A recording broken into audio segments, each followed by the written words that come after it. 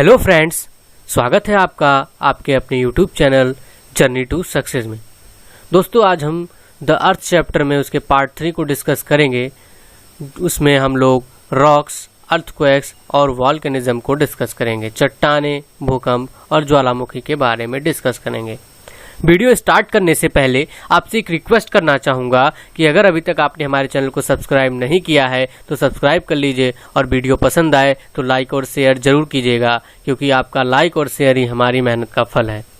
तो अब हम सब वीडियो को स्टार्ट करते हैं।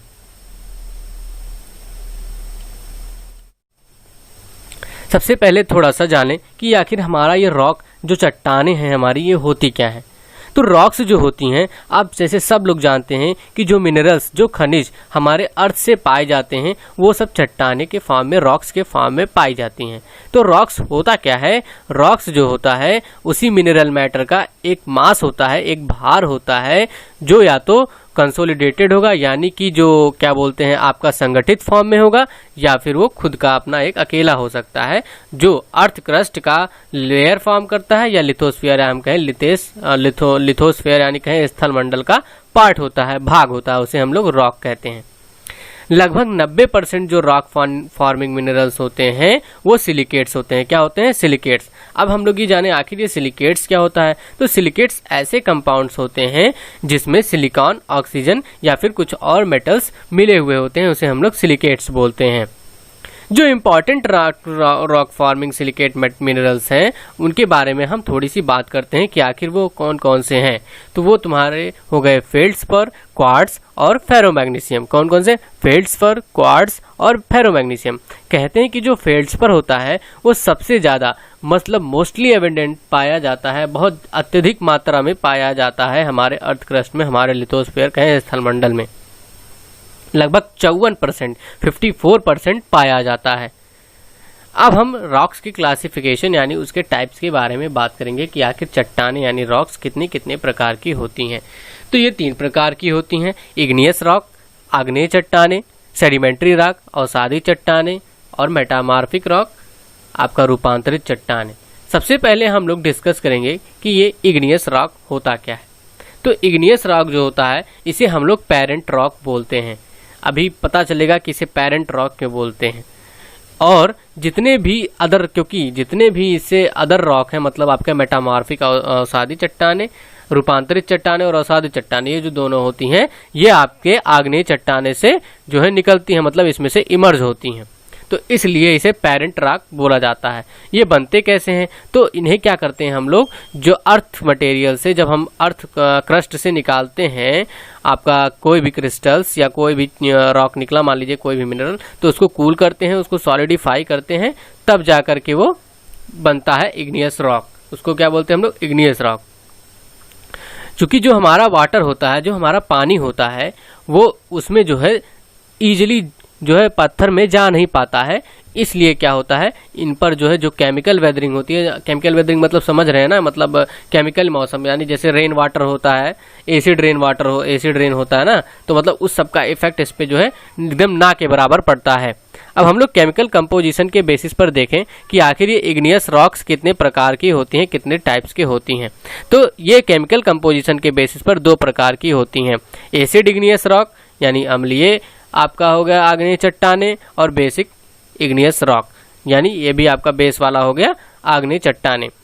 तब हम जाने कि एसिड इग्नियस रॉक्स होते क्या हैं। तो ये ऐसे रॉक्स होते हैं, ऐसे चट्टाने होते हैं जिनमें ज़्यादा सिलिका पाया जाता है, और ये जो है लगभग हम देखें तो बहुत हल्के पत्थर होते हैं। जैसे आपने देखा होगा ग्रेनाइट्स तो आजकल बहुत ज़्यादातर यूज किया जा रहा है, वो तो देखा ही होगा लोगों ने कि वो देखा जाए एक तरीके से तो बहुत हल्के होते हैं एक तरीके से। तो ये इसमें क्या होता है, क्यों ऐसा होता है? क्योंकि इसमें जो सिलिकेट होता है, सिलिका होता है, उसमें उसकी मात्रा कम होती है। अब बेसिक इग्नियस रॉक्स क्या होते हैं? तो इसमें क्या होता है, इसमें जो है एसिड में क्या होता है, मोर सिलिका होता है, ज़्यादा सिलिकेट का अमाउंट होता है, और इसमें जो होता है बेसिक में लोअर अमाउंट ऑफ सिलिका होता है, और ये जो है डार्क कलर्ड के होते हैं। क्यों डार्क कलर्ड के क्यों होते हैं? क्योंकि इसमें फेरोमैग्नीशियम की अधिकता पाई जाती है। क्यों ऐसा होता है? क्योंकि इसमें फेरोमैग्नीशियम की अधिकता पाई जाती है। इसके एग्जाम्पल में गैब्रो बेसाल्ट, ये भी एक तरीके का पत्थर ही आपका चट्टान है, अब हम लोग बात करेंगे सेडिमेंट्री रॉक्स के बारे में, यानी कि अवसादी चट्टानें। तो सबसे पहले ये जाने कि जो ये सेडिमेंट्री वर्ड है, ये जो अवसादी जिसका मतलब होता है, इसका मतलब क्या है, ये आया कहाँ से?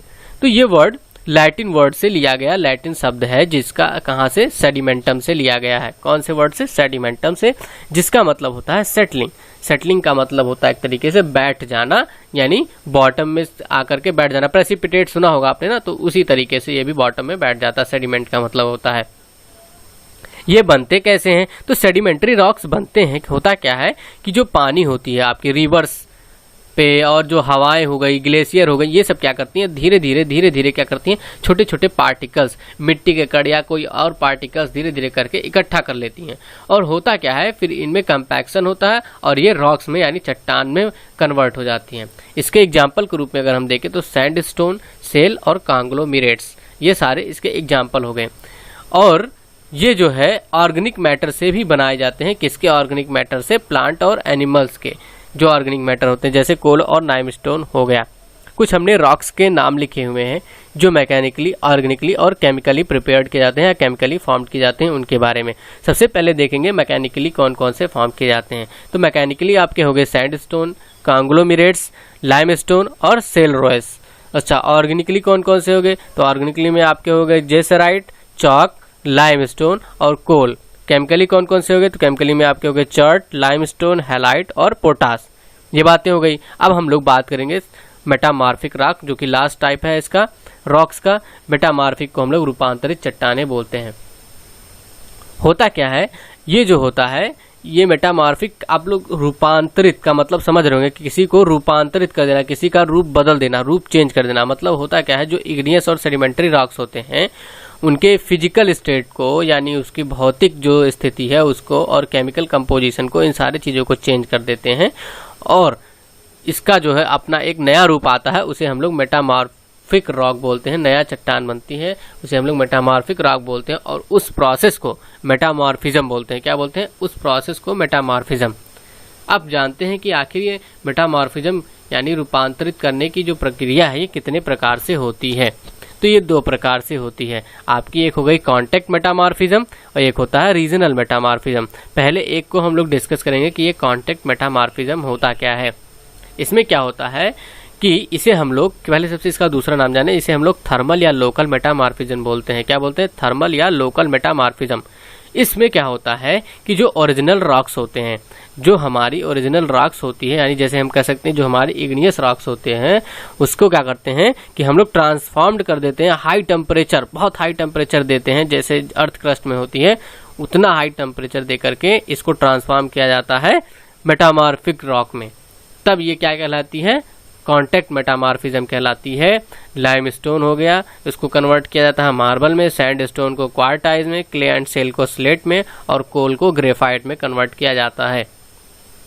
अब आपका आता है रीजनल मेटामॉर्फिज्म। रीजनल को हम लोग डायनेमिक मेटामॉर्फिज्म या टेक्टोनिक मेटामॉर्फिज्म भी बोलते हैं। इसमें क्या होता है, जो हमारी ओरिजिनल रॉक्स होती हैं उसको ट्रांसफॉर्म किया जाता है बहुत सारे प्रेशर्स के उस पर, और पार्टली उसमें टेम्परेचर का बहुत कम रोल होता है, ज़्यादातर इसमें प्रेशर का रोल होता है ग्रेट डेप्थ अर्थ क्रस्ट में। जैसे एग्जांपल में आपका ग्रेनाइट हो गया, इसको कन्वर्ट करते हैं जेनेसिस में, क्ले एंड सेल को सिसिस्ट में। अब हम लोग थोड़ी सी बातें और करेंगे अर्थक्वेक और वॉल्केनो के बारे में। अर्थक्वेक और वॉल्केनो यानी भूकंप और ज्वालामुखी के बारे में। तो भूकंप आखिर होता क्या है? तो भूकंप जो होता है वो सडन वायलेंट शेकिंग यानी अचानक पृथ्वी का हिलना, अचानक भूमि का हिलना ही अर्थक्वेक कहलाता है। या हम बोलें कि अर्थक्वेक जो है वो क्या है? वाइब्रेशन है। किसका? पृथ्वी का वाइब्रेशन है। किसके द्वारा होता है? रॉक्स के सडन मूवमेंट्स के द्वारा अचानक उनका मूवमेंट होता है चट्टानों का, और क्या होता है? भूकंप आ जाता है। यानी भूकंप आपका क्या हो गया? क्या हो गया आपका? भूकंप जो हो गया आपका वो वाइब्रेशन है अर्थ का, पृथ्वी का, जो कि अचानक चट्टानों के मूवमेंट के कारण होता है।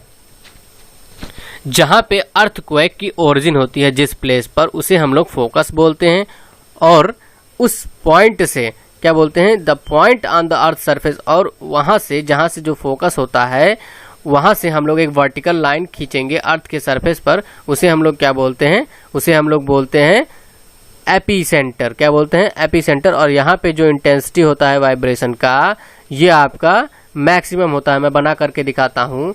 मान लीजिए ये आपका अर्थ का सरफेस है और यहाँ से आपकी जो अर्थक्वेक है, अर्थक्वेक वेव्स यहाँ से जनरेट हुई, तो ये क्या हो गया आपका, ये हो गया आपका फोकस। क्या हो गया आपका, ये हो गया आपका फोकस, ये हो गया फोकस।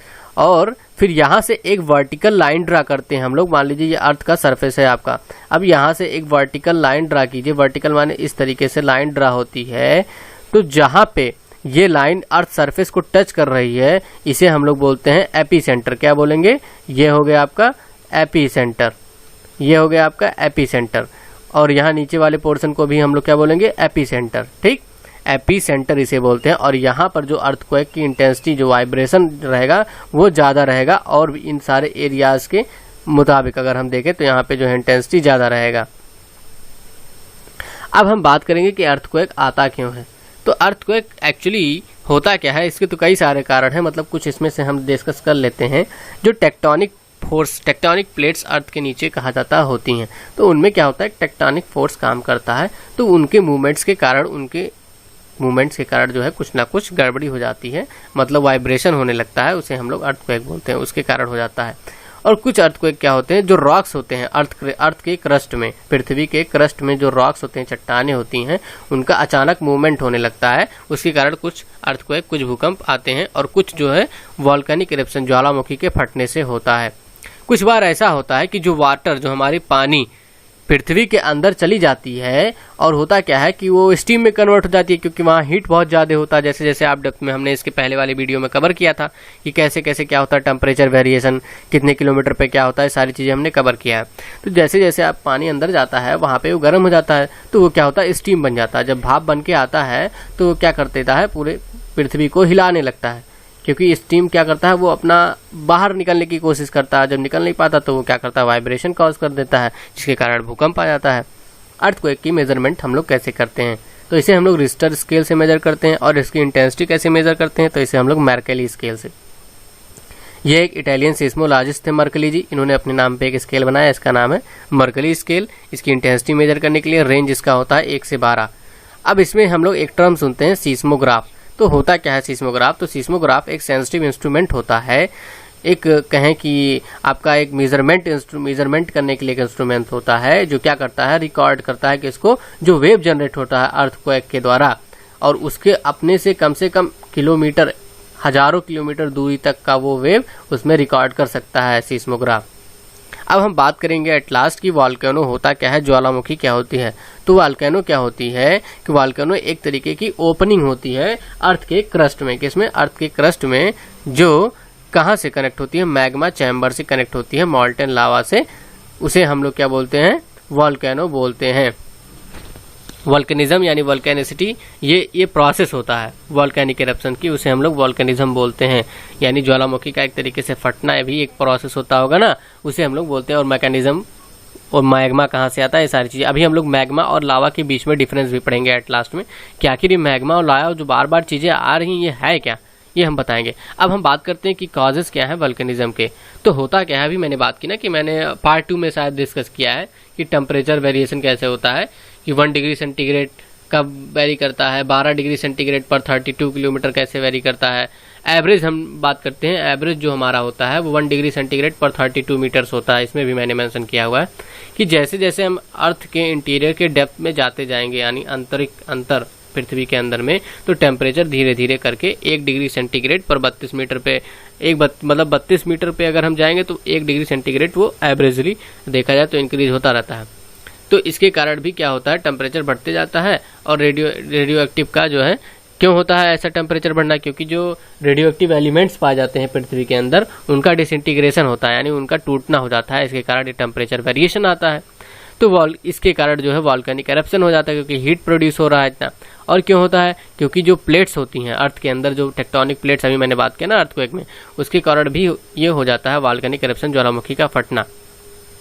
अब एक टर्म मैंने बताया था कि लावा और मैग्मा क्या होता है। तो लावा और मैग्मा जो मॉल्टेन रॉक मटेरियल्स होते हैं, पिघले हुए मटेरियल्स होते हैं, उन्हें हम मैग्मा तब बोलते हैं जब वो अर्थ क्रस्ट के नीचे पाए जाते हैं।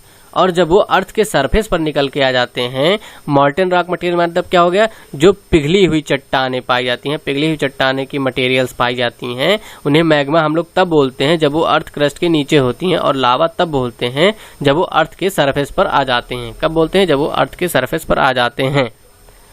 तो बस आज की वीडियो ही खत्म होती है, इसके साथ द अर्थ चैप्टर भी खत्म होता है। अगर वीडियो अच्छा लगा हो तो लाइक और शेयर जरूर कीजिएगा, और अगर आपने अभी तक हमारे चैनल को सब्सक्राइब नहीं किया है तो सब्सक्राइब भी कर लीजिए। धन्यवाद।